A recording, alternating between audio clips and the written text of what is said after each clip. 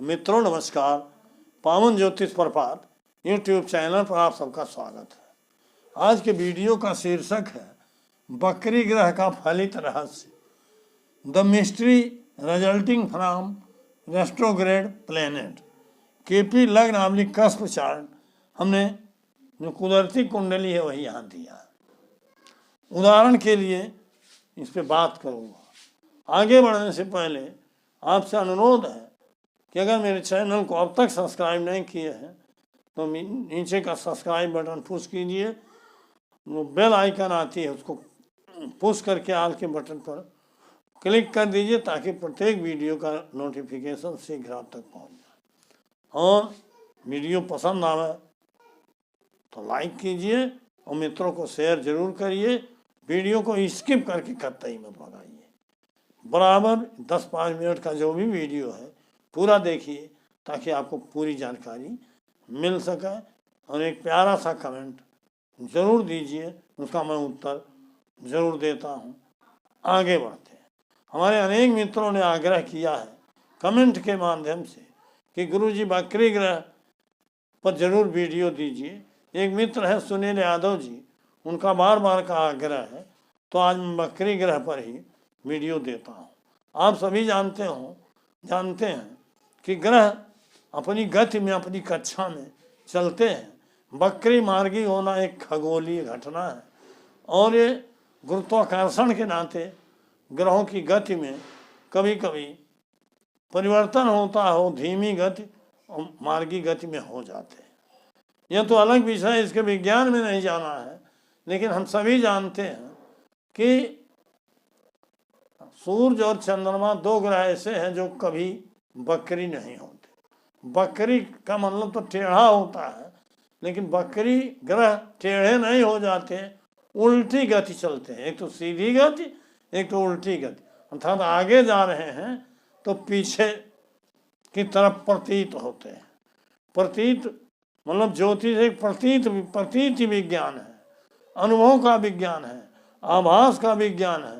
जो हमको फलित में दिखाई देता है हम उसी को ज्योतिष में कहते हैं। तो प्रतीत यही होता है कि ग्रह पीछे जा रहा है। जैसे कोई ग्रह मान लो मेष के 10 डिग्री पर है और जब वो पीछे जाएगा, बकरी होगा जिस दिन से, उस दिन एक एक कला, एक एक बिकला, 1, 2, 5 अंश पीछे होता जाएगा। अर्थात 10 अंश पर है, धीरे धीरे वो 9 अंश पर पहुंच जाएगा, फिर 8 पर, फिर 7 पर, फिर कभी कभी वो मेष से मीन में पहुंच जाएगा पिछली राशि। और फिर जब मार्गी होगा तो उसको कवर करके आगे मेष में फिर पहुंच जाएगा, अपनी गति में चलने लगेगा।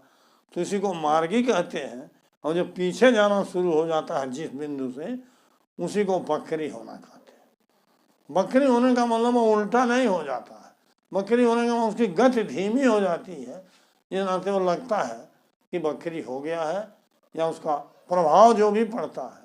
वैसे मेरे अनुभव की बात आप पूछिए तो बकरी जब होता है ग्रह, तो कोई भी ग्रह है, शुभ है अशुभ है, उसके प्रभाव में कमी आती है।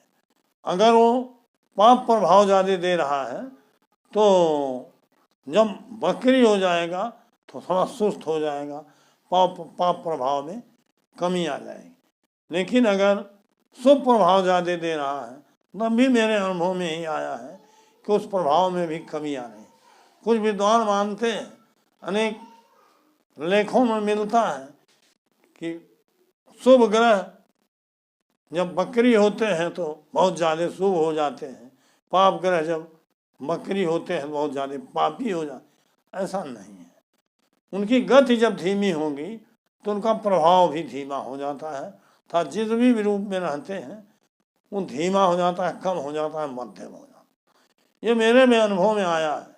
लेकिन मैं केपी के आलोक की बात करता हूँ जो सर्वथा सही है, और गुरुवर के कृष्णमूर्ति जी ने सर्वथा वैज्ञानिक तरीके से इस पर प्रकाश डाला है।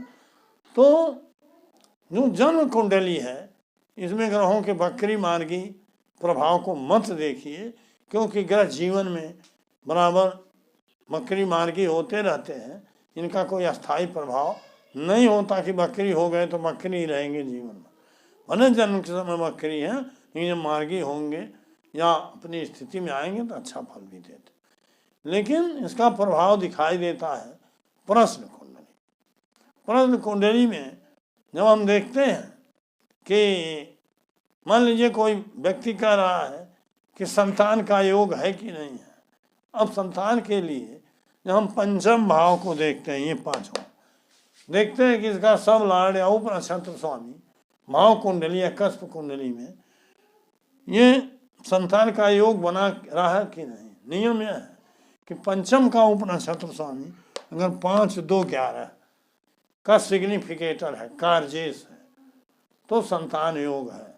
अब मान लो यह सूर्य है पंचम का उप नक्षत्र, तो सूर्य तो बकरी नहीं होता, ये मार्गी ही रहेगा। मान लो मंगल है तो मंगल बकरी है। इस समय मंगल बुध बृहस्पति 3 ग्रह बकरी चल रहे हैं, तो मंगल है और मंगल बकरी है। तो इसमें नियम यह है कि अगर किसी भाव का उप नक्षत्र स्वामी बकरी है तो वो जब मार्गी होगा तो फल देगा 1 महीना 15 दिन बाद।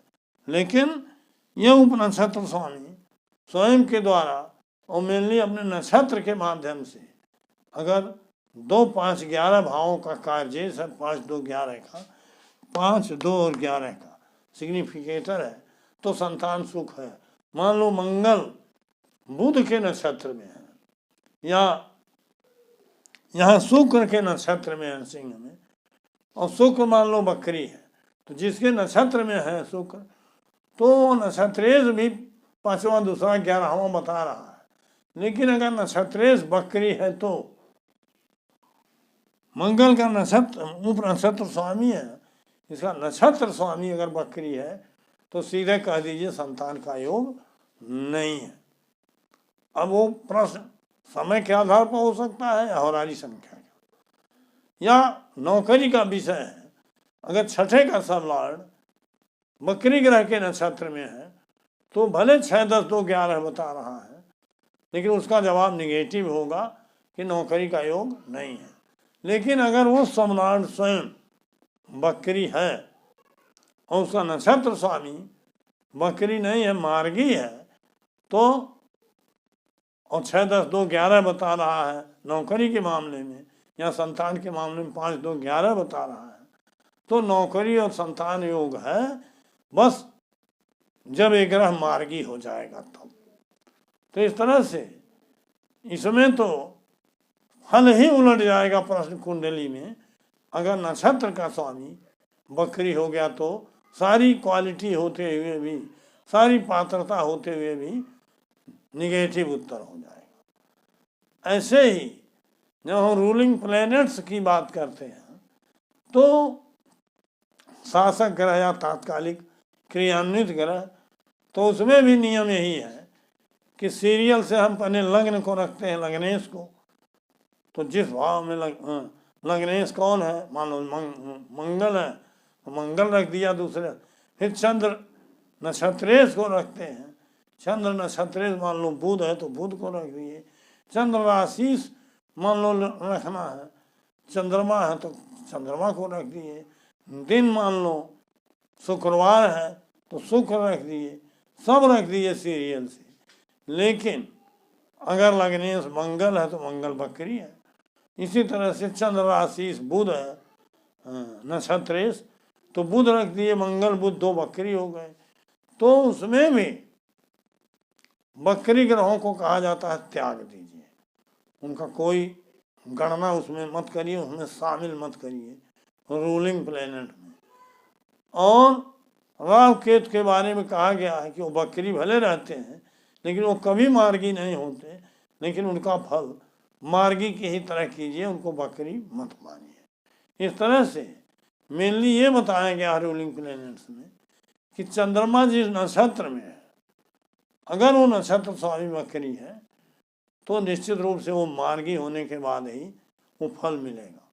तो इस तरह से बकरी और मार्गी में प्रश्न कुंडली में ज़्यादा प्रभाव दिखाई देता है। गोचर में प्रभाव मुझे तो अनुभव हुआ है कि ग्रहों के गोचर से, मान लीजिए शनि बकरी था तो प्रभाव चल रहा था, अब बृहस्पति बकरी है, बुध बकरी है, मंगल, तीन ग्रह बकरी हैं, उनकी गति धीमी हुई है।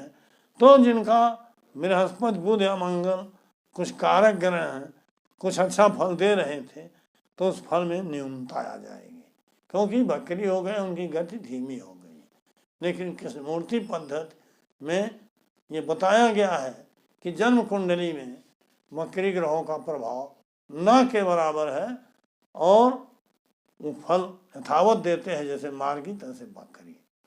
लेकिन प्रश्न कुंडली में उसको 100% परफेक्ट बताया गया है, उनका फल बताया गया है, क्योंकि प्रश्न कुंडली तात्कालिक होती है, महीना 2 महीना 3 महीना 4 महीना 6 महीना के लिए होती है।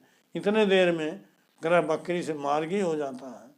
तो इतना विशेष ध्यान रहे कि प्रश्न कुंडली में विशेष ध्यान दीजिए बकरी ग्रहों पर, और जन्म कुंडली पर उनका ध्यान मत दीजिए।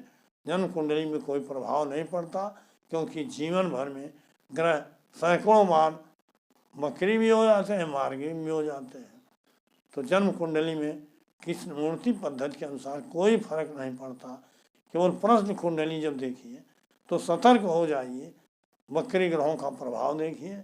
और रूलिंग प्लैनेट द्वारा कुछ देखना हो तो उसमें बकरी ग्रहों को कहा गया है कि इनको शामिल ही मत करिए, मतलब वो कोई रिजल्ट, जीरो कर दीजिए, कोई रिजल्ट नहीं देते।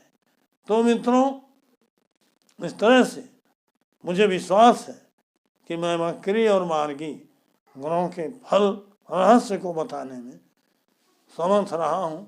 आशा है आप समझ गए होंगे। और बहुत बहुत धन्यवाद, हार्दिक शुभकामनाएं। आज का वीडियो समाप्त करता हूँ, फिर 2 दिन बाद मिलूँगा नए वीडियो के साथ। बहुत बहुत धन्यवाद, हार्दिक शुभकामनाएं।